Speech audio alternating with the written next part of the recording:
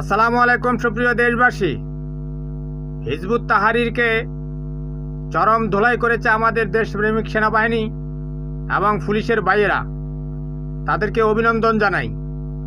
এই Hizb ut Tahrir মূলত Hizb ut Tahrir League. এদেরকে শেখ হাসিনা নিষিদ্ধ করে আন্তর্জাতিক একটা কার্ড খেলেছিল যে বাংলাদেশের জঙ্গিতে ভরে গেছে। এখন জঙ্গি বঙ্গোপসাগরে শেখ হাসিনা পালিয়ে যাওয়ার পর এরা আবার গর্ত থেকে বেরিয়ে এসেছে। এখনও আবার জঙ্গি শেখ হাসিনা এদেরকে ব্যবহার করতেছে।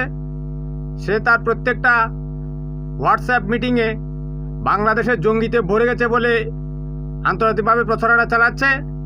এবং হিজবুত তাহরির যে মাইতুল মুকাররম কেন্দ্রিক এলাকায় যে 150 জন লোক নিয়ে তারা ইসলামী খেলাফত প্রতিষ্ঠা করার জন্য এসেছে, এগুলো মূলত ভারতীয় গোয়েন্দা বাহিনী রয়ের এজেন্টরা ভিডিও করে ভারতে ব্যাঙের ছাতার মতো গড়ে ওঠা প্রায় 10,000 সংবাদ মাধ্যমে প্রচার করে।